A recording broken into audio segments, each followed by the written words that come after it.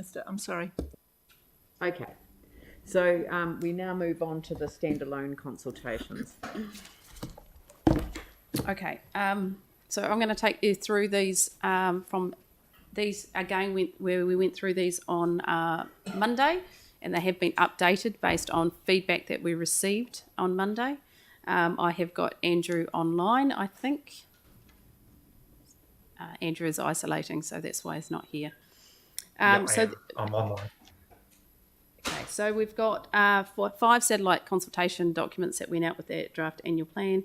Vacant centre city land, proposed remission on the Maori freehold land, waste minimisation targeted rate, extending the curbside collection, and other rate revenue and financing policies and rates remission policies. So I'm going to go through these individually. Vacant centre city land. So the purpose of this was to achieve a fairer balance of rates for vacant centre city land, recognising that owners of those sites benefit significantly from council's activities, yet they do pay a lower level rates because these are vacant sites, they don't have buildings on them, due to low capital value, and to provide an incentive for vacant sites to be kept in an improved and maintained condition.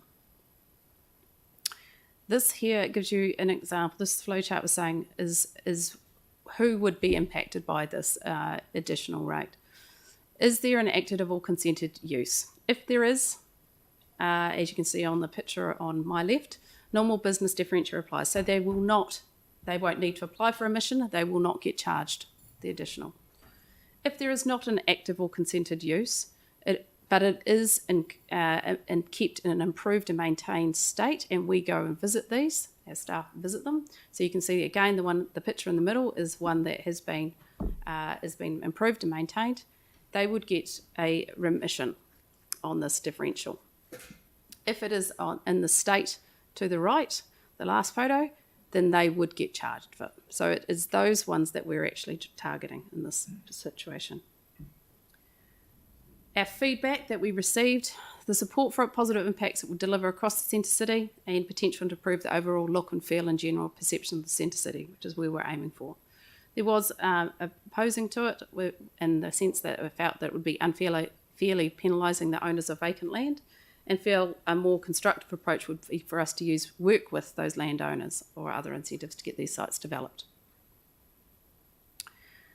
The numbers. Currently in the zone that we are specifying, there's 194 sites, vacant sites. The number that will not have a differential applied, so these already have a consent or are supporting nearby construction, so they're an approved use for those, are 54. Number that are already kept in an improved and maintained state, so they will qualify and get a remission, is 20. And the number of those sites that are currently have a consent in process, so now depending on where they are in the process and what's holding up, there's 62 of them. So if we assumed at this stage that all of those ones wouldn't get charged, we're ending up with about 58 sites left. To put this into perspective for you too, this is not about revenue gathering. So we are assuming, based on those assumptions that we've just said there, that we're looking at a potential, and if all of those other sites don't do, because they still have the option to actually get their sites to a level that is actually can be qualify for the remission, and we've given them there's plenty of information to show them what they need to do. If they don't, if they choose not to, then we're looking at $400,000. Okay, this is not, this is not a big thing, but it's more so the perception of what we're actually trying to achieve. So the submissions we received and response was that the proposal is illegal. Our legal advice that it is authorised under legislation. Can we extend this to derelict buildings? No. The answer is no, and we discussed this in the annual plan process, that we determined at this stage that we are not ready to extend this to derelict, and we haven't consulted on that, so we cannot change that now. We will continue to do that work going forward. And that is also the same reason for the extending to the other parts of the city. We haven't consulted on, at this stage, we are wanting to roll out the centre city, and we will consider those for the next annual plan. This is a punitive rate trying to force development.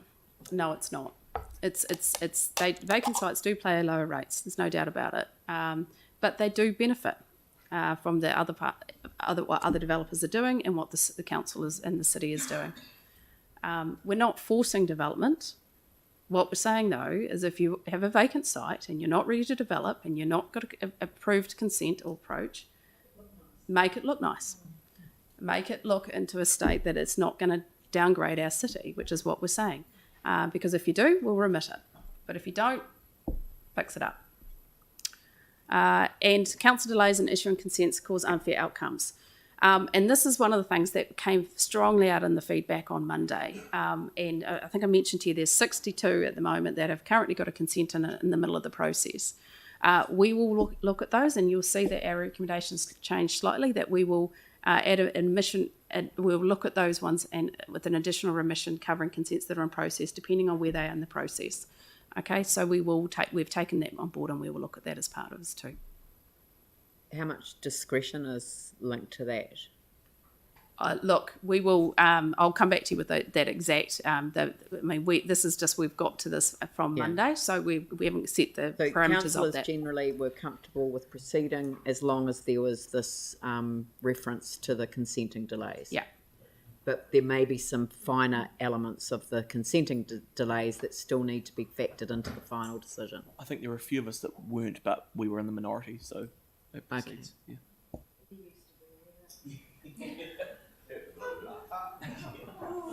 Okay, so can I move on? So no questions on vacant centre central? So I can move on? Yep. Maori freehold land policy. So again, we got some submissions on this, on feedback on that, which we have taken on board. And I'm just going to slip to this one. So the purpose of this was we already had an existing policy on remission of postponement rates in regards to Maori freehold land. However, we were required to update that to make sure it's consistent with the new legislation. There was general support for the proposed approach to rates remission, but we did receive some feedback regarding the wording, which we intend to address.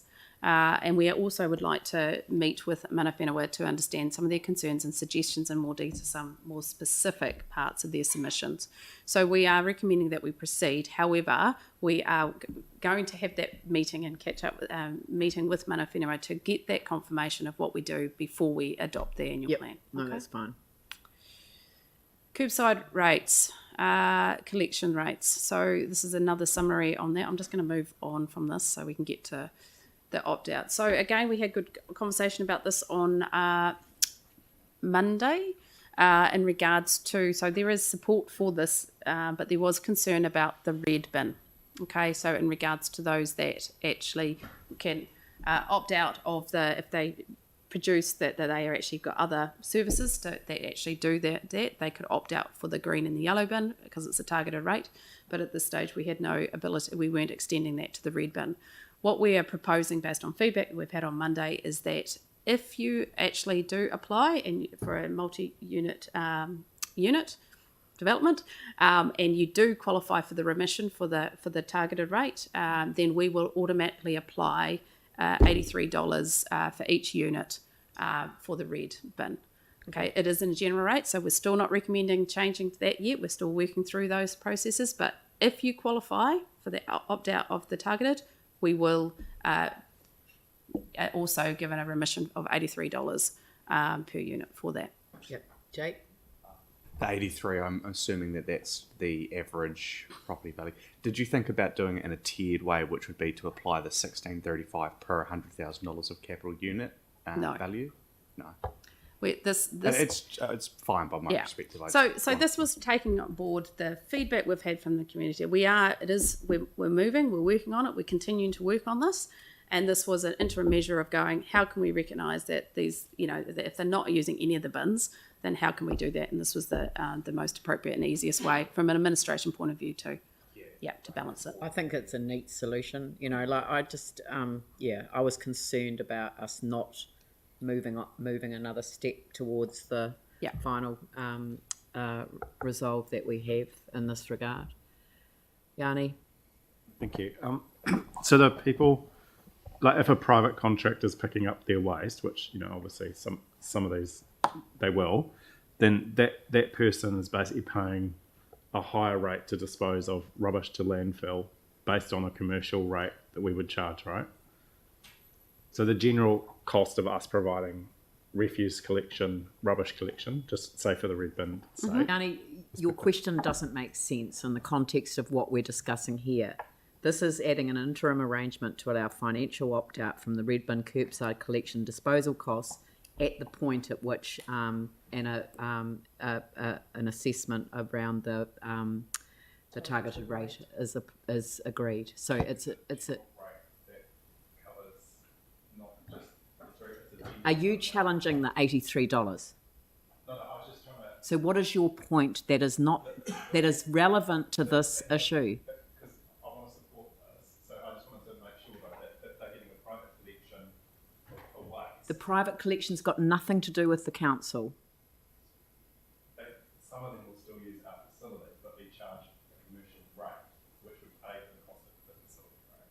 It's got nothing to do with the question. The question that we have in front of us is to allow an automatic extension of the remission of $83 to each unit in a multi-unit residential development that opts out. Right? Yep. Okay, moving along. So this was extending the curbside collection in Wairua. On Monday, we had everyone was the elected members' direction was that they were supportive of the approach that staff are recommending, which was service extending up to Aikutu Valley to the road end, and bin clips would be offered in Birdlings for that.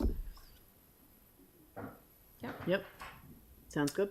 And this is just a summary of the other rating policies that we had. They were recommending proceed with the proposed changes in the revenue and financing policy and the rates for emission policy. Potentially look at an additional change which we're still working through in regards to the excess water, and that was all discussed on Monday and supportive. Can I leave? Program? Yep.